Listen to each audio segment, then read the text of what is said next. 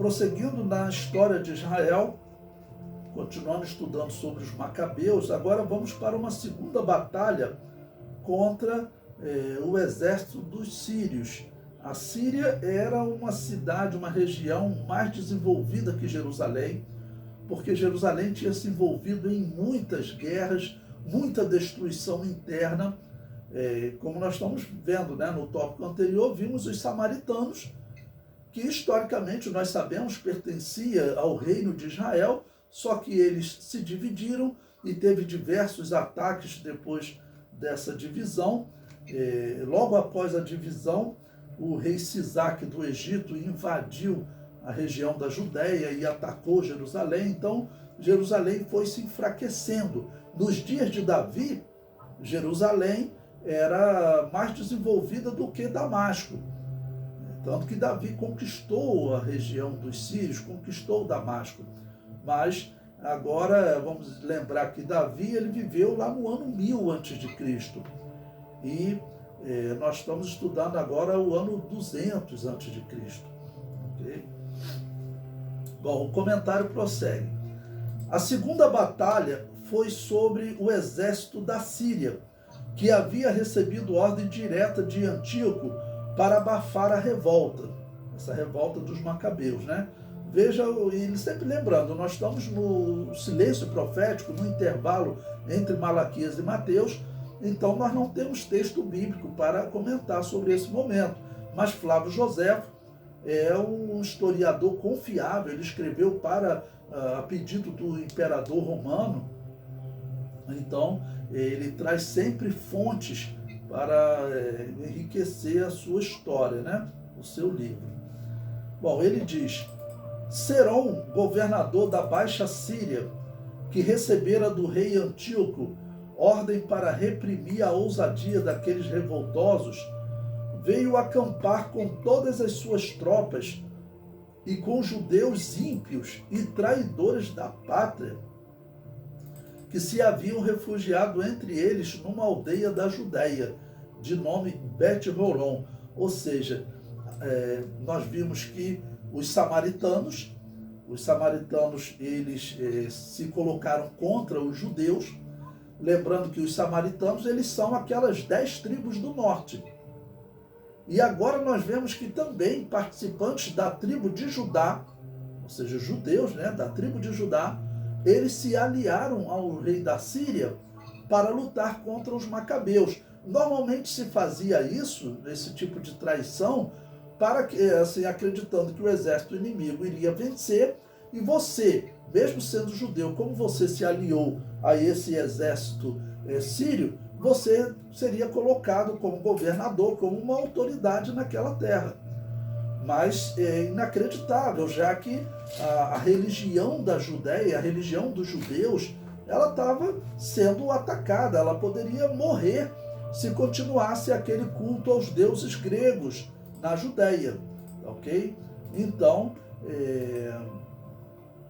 esses traidores, como disse aqui Flávio Joséfo, ímpios e traidores, vão lutar do lado dos sírios. O comentário continua. Judas marchou contra ele para dar-lhe combate, mas vendo que os seus soldados não estavam dispostos a isso, tanto por causa do número dos inimigos, quanto em razão de não estarem alimentados, disse-lhes que a vitória não dependia do número de homens, mas da confiança que eles tivessem em Deus, pois podiam ver, pelos exemplos de seus antepassados, quantas vitórias gloriosas foram obtidas contra inimigos de número incontável. Além disso, eles estavam combatendo pela defesa de suas leis e pela salvação de suas esposas e filhos, e assim nada seria capaz de lhes resistir, pois tinham a justiça do seu lado, e a força que dela provém é invencível. Essas palavras os animaram de tal modo que desprezaram o temível exército dos sírios. Eles os atacaram, desbaratando-os, mataram seu general, puseram os outros em fuga e os perseguiram até um lugar chamado O Campo. 800 morreram na luta, e o resto salvou-se, fugindo para a região à beira-mar. Ou seja, esse discurso que ele fez, claro, lembrando as histórias, né, que os israelitas venceram grandes exércitos, principalmente a história com Davi, ok? Venceram grandes exércitos quando eles estavam lutando em fidelidade a Deus, pela justiça divina. Porque os outros momentos que eles foram derrotados, nós conhecemos a história. Eles estavam em idolatria, eles não mantinham o pacto da terra que Deus havia dado ordem para eles plantarem por 6 anos e no 7º deixar a terra descansar. Jeremias disse que essa foi a razão deles, uma das razões, né, deles serem destruídos, de irem para o cativeiro babilônico. O comentário prossegue. Diante das 2 derrotas, Antíoco Epifânio ficou irritado e contratou muitos soldados de povos vizinhos para combater os macabeus. Os tesouros de Epifânio se esgotaram de tantos que ele contratou. Bom, antes de ler esse texto de Flávio Joséfo, vamos lembrar, a pobreza naqueles tempos era muito grande. Toda aquela região era uma região de terra infértil, difícil de se plantar. E tudo isso nós sabemos muito por conta do dilúvio. O dilúvio, quando trouxe as águas salgadas sobre a terra ela diminuiu a sua fertilidade. Então as regiões ficaram desérticas. Antes do dilúvio não deveria existir deserto, né? Então era difícil de plantar. Então muitos povos viviam de saque de outros povos. Ok? A história dos babilônios, dos assírios, dos egípcios, ok? E dos gregos também era assim. Vamos saquear outros povos e roubar o pouco que eles têm. Então ele contratou esses soldados, vamos dizer, que arriscavam a vida na luta pela oportunidade de ganhar um salário, porque além desse dinheiro que eles ganhavam para ir à batalha, o que eles saqueassem durante a guerra pertencia a eles, ok? Até nos dias do Novo Testamento, o exército romano foi o primeiro exército assim, profissional, bem aparelhado da história. Um dos melhores meios de ganhar dinheiro, de sobreviver, era sendo soldado romano. Você tinha um salário, um bom salário, e você ainda podia ficar com os saques das cidades.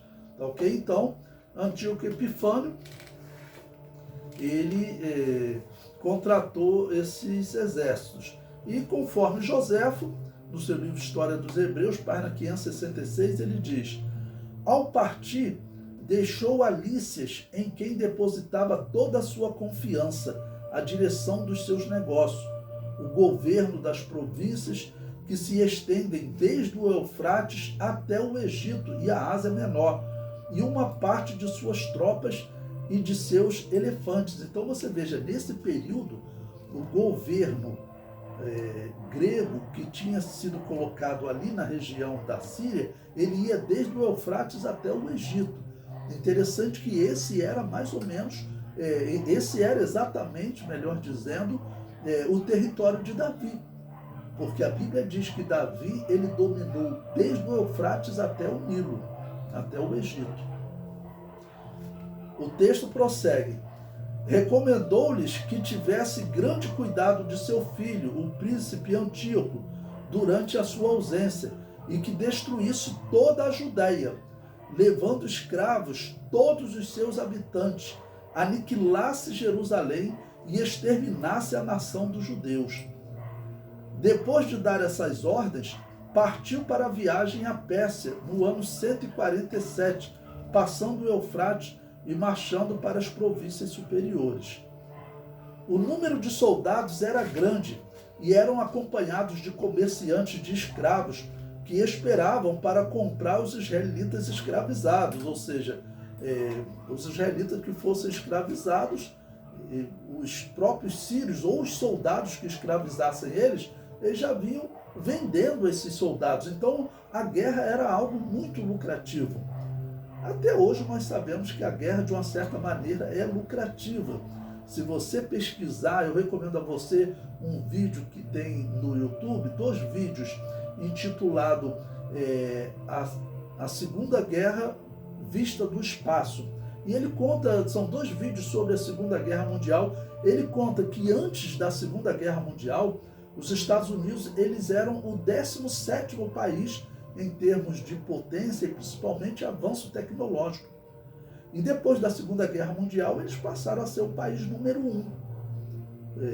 Uma das razões é que, por exemplo, a Alemanha ela teve que indenizar os Estados Unidos. Vocês podem pesquisar, a Alemanha ela acabou de pagar essa indenização no ano 2009. Que ela acabou de pagar a indenização aos Estados Unidos. Então, a guerra até hoje, infelizmente, é lucrativa, né? Talvez seja lucrativa essa guerra da Ucrânia para a Rússia. Por quê? Como a Rússia ela sofreu um boicote, as empresas de cartão de crédito, Mastercard, American Express, Visa, eles saíram da Rússia. O que a Rússia fez? Ela assumiu esses cartões de crédito, todos esses clientes, é chamado de carteira de clientes, né? Então, antes o lucro dos cartões de crédito ia para os Estados Unidos, o lucro agora ficou na Rússia. McDonald's, Bob's, todas as empresas americanas que lucravam na Rússia, aquele lucro agora está todo nas mãos dos russos. Então, os russos vão acabar conquistando algum território a mais ali na região da Ucrânia. Então, infelizmente, a guerra ainda é lucrativa. O mundo tem que chegar a um ponto, um dia, em que eles falem o seguinte: olha, se você invadiu a Ucrânia, ninguém mais faz negócio contigo. Mas a Europa, ela depende do gás russo, então ela tem que continuar fazendo negócio com a Rússia. Ok? Mas chegará um dia que nós esperamos que isso acabe, nem que seja durante o milênio. Durante o milênio, a Bíblia diz que isso acabará.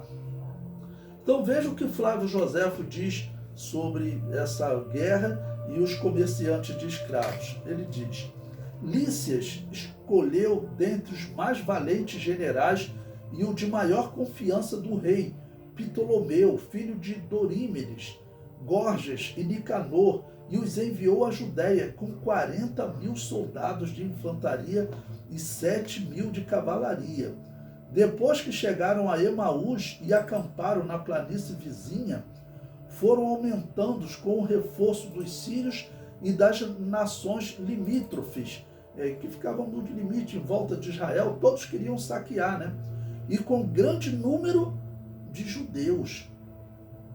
Vieram também alguns negociantes com dinheiro para comprar os escravos e com cadeias para ligá-los. Judas, vendo aquela grande multidão de inimigos, exortou os seus soldados a não temer, mas a colocar toda a sua confiança em Deus e a se revestir de um saco, como faziam os seus pais nos grandes perigos, a fim de pedir a ele, Deus, né, que lhes concedesse a vitória, pois era o único meio de atrair a sua misericórdia e obter a força de que precisavam para vencer os inimigos.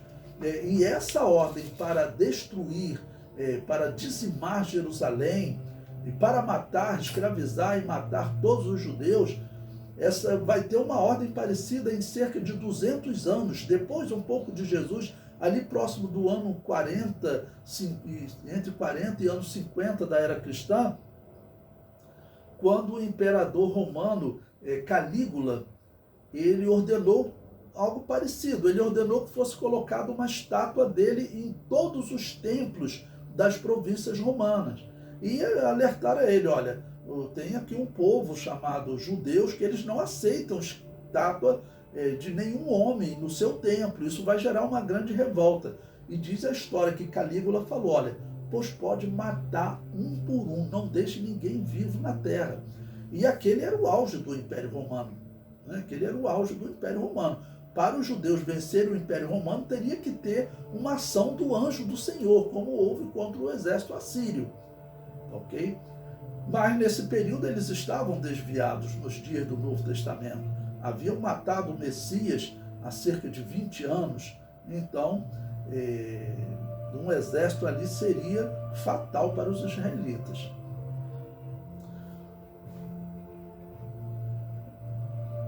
O comentário prossegue. Judas Macabeu fez um discurso que demonstrava a necessidade da vitória, pois a derrota poderia representar o extermínio da nação judaica.